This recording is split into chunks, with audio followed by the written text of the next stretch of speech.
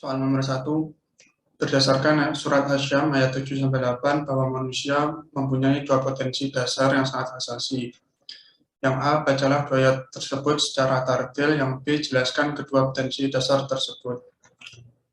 Manusia dibekali oleh Allah dengan dua potensi, yaitu potensi baik dan potensi buruk, sebagaimana dalam Quran surat Hasyam ayat 7-8, Bismillahirrahmanirrahim. Wa nafsin wa ma sawwaha fa'alhamaha fujuraha wa taqwaha. Yang artinya, dan jiwa serta penyempurnaan ciptaannya, maka Allah mengilhamkan kepada jiwa itu jalan kefasikan dan ketakwaan. Dari surat tersebut dapat disimpulkan bahwa manusia memiliki dua potensi, yakni potensi baik dan buruk. Baik, untuk potensi baik terdapat 3 potensi. Yang pertama yaitu potensi bahwa jasmani atau tubuh manusia itu baik dan sempurna. Sebagaimana firman Allah dalam surat Ad-Din ayat 4 yang artinya, kami telah menjadikan manusia dalam bentuk yang sebaik-baiknya. Lalu yang kemudian adalah akal. Akal manusia merupakan yang utama, dan itu merupakan pembeda antara manusia dengan makhluk Allah yang lain.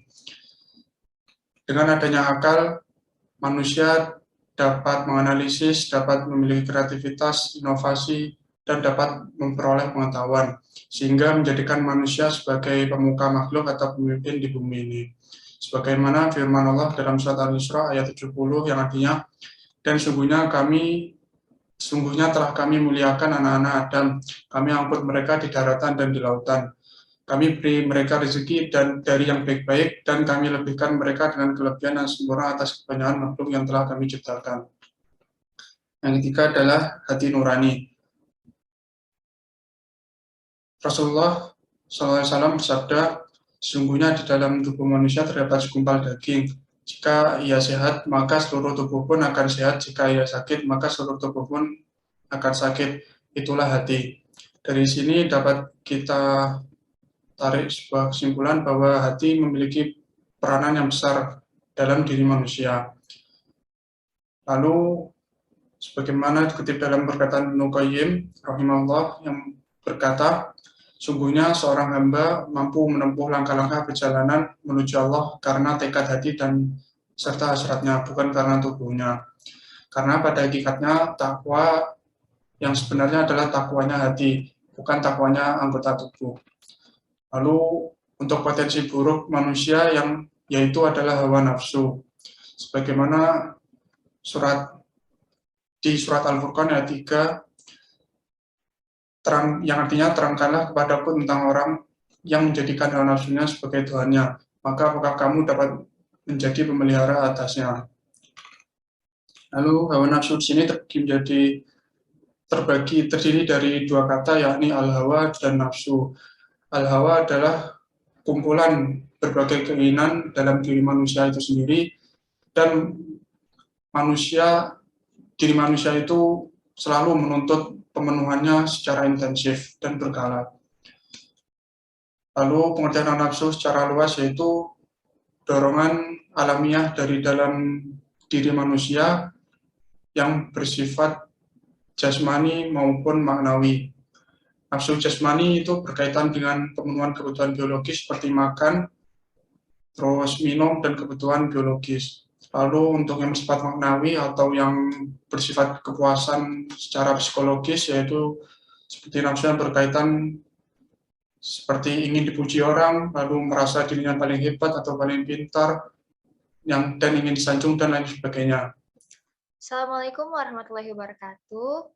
Perkenalkan, nama saya Hairunisa Nur Ramadhani dengan NIM 2021-1880-079. Di sini saya akan menjawab pertanyaan UTS PAI nomor 2, yaitu apa sih arti dari adil dan juga keadilan menurut etimologis dan juga terminologis.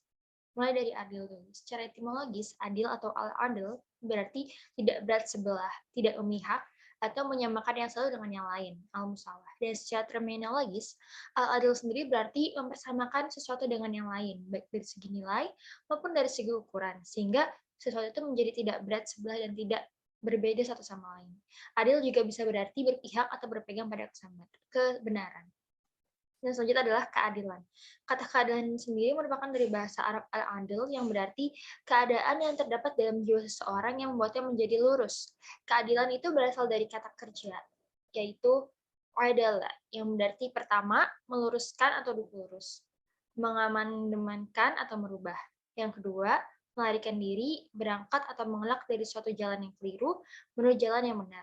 Dan yang ketiga, sama atau sepadan atau menyamakan. Dan yang terakhir atau keempat, berarti menyeimbangkan atau mengimbangi, sebanding atau berada dalam suatu keadaan yang seimbang. Sedangkan menurut terminologis, keadilan sendiri menurut Ibnu Taimiyah itu adalah memberikan sesuatu kepada setiap anggota masyarakat sesuai dengan haknya yang harus diperolehnya tanpa diminta, tidak berat sebelah atau tidak memihak kepada salah satu pihak, mengetahui hak dan kewajiban, mengerti mana yang benar dan mana yang salah, bertindak jujur dan tetap menurut peraturan yang telah ditetapkan. Dan yang B, yaitu membacakan Al-Quran yang terdapat kata adilnya. Saya akan membacakan Al-Quran, surat Al-Maidah ayat 8. A'udzu billahi minasyaitonir rajim. Bismillahirrahmanirrahim. Ya ayyuhalladzina amanu kunu qawwamina lillahi syuhada'a bil qist. ولا يجرمنكم شنآن قوم على ألا تعدلوا اعدلوا هو أقرب للتقوى واتقوا الله إن الله خبير بما تعملون, yang memiliki arti, wahai orang-orang yang beriman, jadilah kamu sebagai penegak keadilan karena Allah ketika menjadi saksi dengan adil. Dan janganlah kebencianmu terhadap suatu kaum mendorong kamu untuk berlaku tidak adil. Berlaku adillah, karena adil itu lebih dekat kepada takwa. Dan bertakwalah kepada Allah, sungguh Allah Maha teliti terhadap apa yang kamu kerjakan. Shadaqallahul azim. Nah, benar Allah dengan segala firman-Nya. Terima kasih. Assalamualaikum warahmatullahi wabarakatuh. Perkenalkan, saya Almanur Fatimah dengan NIM 2021-18882. Di sini saya akan menjawab pertanyaan nomor 3. Tuhan dalam perspektif filosofis. Banyak argumentasi dari filosof Islam menjelaskan keberadaan Tuhan secara rasional. Menurut Kartanegara, ada 3 argumentasi menjelaskan keberadaan Tuhan. Argumen yang pertama yaitu argumen Al-Kindi W.866 tentang Al-Hudud kebaruan. Argumen yang membangun basis filosofis tentang kebaruan alam untuk menegaskan adanya Tuhan sebagai pencipta. Tuhan dikatakan sebagai sebab pertama yang menunjukkan betapa ia adalah paling fundamental dari semua sebab-sebab lainnya yang berderet panjang. Sebagai sebab pertama, maka Tuhan sekaligus adalah sumber bagi yang lain, yakni alam semesta. Al-Kindi tersebut didasarkan pada 4 premis. Yang pertama, alam semesta bersifat terbatas dan dicipta dalam waktu. Maka harus ada pencipta yang tidak terbatas oleh ruang dan waktu, yaitu Tuhan. Yang kedua, pencipta harus bersifat esa yang darinya memancar semua maujud yang tersusun dan beragam. 3, sesuatu yang ada karena sebab-sebab lain yang secara hierarkis mengerucut pada sebab sejati dan sebab terakhir sebagai satu-satunya yang mencipta. Yang keempat, wujud Tuhan dapat diamati dari wujud keberadaan alam semesta sebagai makrokosmos yang tidak mungkin mengalami sebuah keteraturan hukum bila tidak ada pengatur yang disebut Tuhan. B. Argumen Ibnu Sina tentang Al-Imkan. Dalil ini menjelaskan bahwa wujud eksistensi itu ada, bahwa setiap wujud yang ada bisa bersifat niscaya atau potensial, mungkin. Wujud niscaya adalah wujud yang esensi dan eksistensinya sama. Ia memberikan wujud kepada yang lain yang bersifat potensial, mungkin. Ibnu Sina menjelaskan lebih lanjut terkait teori wajib al-wujud dan mungkin al-wujud. Segala yang ada di alam hanya ada 2 kemungkinan dan tidak ada alternatif ketiga. Tuhan adalah wajib al-wujud, wujud niscaya, sedangkan yang lain, alam manusia, adalah mungkin al-wujud, wujud yang mungkin. Dengan demikian, Allah adalah wujud yang senantiasa ada dengan sendirinya dan tidak membutuhkan sesuatu pun mengaktualkannya. Alam sebagai wujud potensial, maka dia tidak bisa mengaktualkan diri sendiri.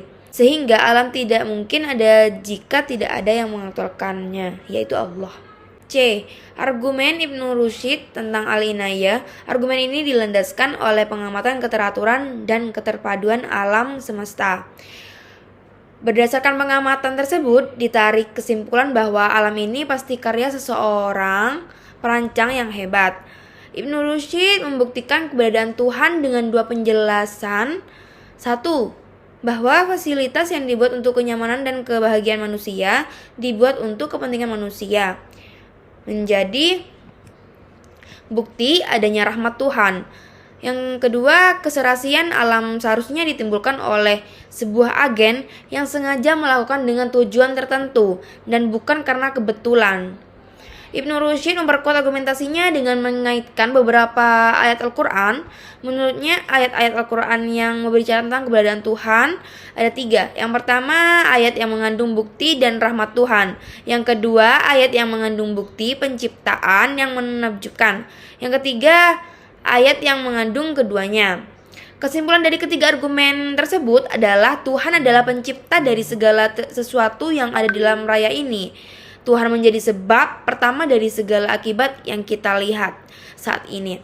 Tuhan merupakan wajib al-wujud atau wujud mutlak, artinya Allah adalah wujud yang ada dengan sendirinya dan tidak membutuhkan sesuatu pun untuk mengaktualkannya. Saya akan menjawab bagian B, yaitu Tuhan dalam perspektif teologis. Dalam perspektif teologis, masalah ketuhanan, kebenaran dan keberagaman harus dibicarakan penjelasannya dari sesuatu yang dianggap sakral dan dikultuskan karena dimulai dari atas, dari Tuhan sendiri melalui wahyu.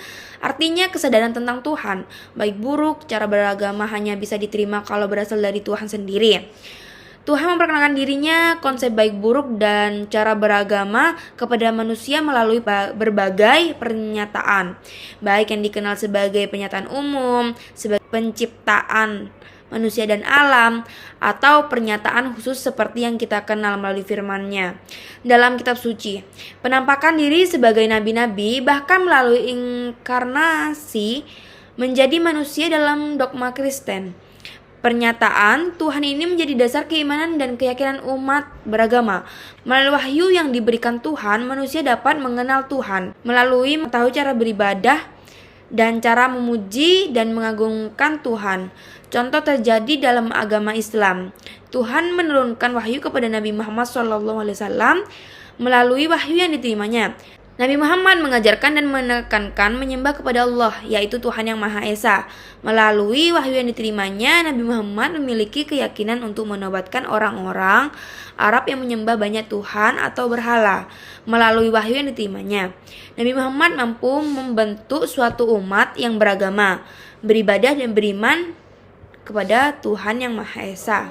Dari sini data disimpulkan bahwa pengetahuan tentang Tuhan, baik buruk dan cara beragama dalam perspektif teologis tidak terjadi atas prakarsa manusia, tetapi melalui wahyunya manusia tidak mampu menjadi makhluk yang bertuhan dan beribadah kepadanya. Cukup sekian jawaban nomor 3 dari saya. Wassalamualaikum warahmatullahi wabarakatuh.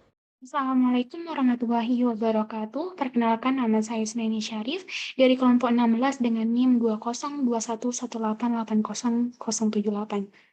Di sini saya akan menjawab pertanyaan nomor 4, yaitu akidah atau keimanan yang mantap pada diri seseorang akan melahirkan perilaku atau akhlak yang juga dikenal dengan sebutan etika dan moral. Jelaskanlah perbedaan makna akhlak, etika, moral. Bagaimana penjelasan Ibnu Arabi seputar akhlak atau etika? Jelaskan. Baik, yang pertama, etika sebagai salah satu cabang dari filsafat yang mempunyai tingkah laku manusia untuk menentukan nilai perbuatan tersebut baik atau buruk. Maka ukuran untuk menentukan nilai itu adalah akal, pikiran, atau dengan kata lain, dengan akal orang dapat menentukan baik atau buruk. Pada etika, penilaian baik buruk didasari oleh pendapat akal pikiran. Yang kedua adalah moral, adalah suatu istilah yang mengacu pada kebiasaan bersifat lokal atau khusus dalam menentukan karakter, sifat, tujuan, pendapat, atau perbuatan yang dapat dikatakan benar, salah, baik, buruk pada moral berdasarkan pada kebiasaan yang berlaku secara umum di masyarakat. Yang ketiga adalah akhlak. Akhlak adalah budi pekerti atau tingkah laku atau tabiat. Kata ini berasal dari bahasa Arab atau bentuk jamak dari kata khulq. Akhlak mengacu pada Al-Quran dan Al-Hadis. Pada akhlak, ukuran baik atau buruk adalah Al-Quran dan Al-Hadis. Akhlak menurut Ibnu Arabi, di sini Ibnu Arabi menegaskan seluruh akhlak adalah sifat-sifat ilahi, jadi semuanya mulia dan semuanya itu merupakan watak bawaan dari manusia. Manusia ada melalui Tuhan mereka, karenanya mereka mendapatkan wujud darinya. Dengan demikian mereka memperoleh akhlak darinya. Akhlak dalam perspektif Ibnu Arabi merupakan akar-akar ketuhanan karena manusia diciptakan dalam bentuk Tuhan sebagai jati dirinya. Dengan demikian, secara ontologis, manusia sudah memiliki nama-nama Tuhan dalam dirinya yang menunjukkan kemuliaannya. Akan tetapi, kemuliaan akhlak manusia baru muncul ketika ia mampu menyeimbangkan nama-nama Tuhan melalui syariat. Konsep etika religius dalam pikiran Ibnu Arabi merupakan pembahasan turunan gagasan utama yaitu wahdatul wujud dengan pembahasan yang berisi tentang ketuhanan, menempatkan Tuhan atau sang mutlak sebagai primus moral. Sehingga sebelum masuk dalam pembahasan tentang etika religius, setidaknya memahami etika teologis dari pemikiran Ibnu Arabi. Sekian jawaban saya, kurang lebihnya mohon maaf. Assalamualaikum warahmatullahi wabarakatuh. Assalamualaikum warahmatullahi wabarakatuh. Perkenalkan, saya Alicia Fitria Risanti dengan NIM 2021-18881 akan menjawab soal UTS PAI 2021 dengan nomor 5. Secara garis besar, inti dari kandungan ajaran agama Islam itu adalah akidah dan syariah. A. Jelaskan pengertian akidah. Akidah yang berarti adalah keyakinan. Secara istilah atau terminologi, akidah terdapat beberapa definisi. Menurut Hasan al-Banna, Abu Bakar Jabir al-Jazairi, serta dalam buku Islam Agama Universal. Ada beberapa istilah yang juga sering dijadikan kajian dalam pembahasan akidah, yaitu ada istilah iman, tauhid, usuluddin, ilmu kalam, dan fikih akbar. B. Jelaskan pengertian syariah. Menurut istilah, syariah berarti aturan atau undang-undang yang diturunkan Allah untuk mengatur hubungan manusia dengan Tuhannya, mengatur hubungan sesama manusia, dan hubungan manusia dengan alam semesta. Dalam kajian fikih Islam, kata syariah digunakan bermakna bahwa syariat Islam adalah jalan atau metode. Dari paparan di atas dapat dipahami bahwa syariat Islam berisi hukum dan aturan Islam yang mengatur seluruh sendi kehidupan umat manusia, baik muslim maupun non-muslim.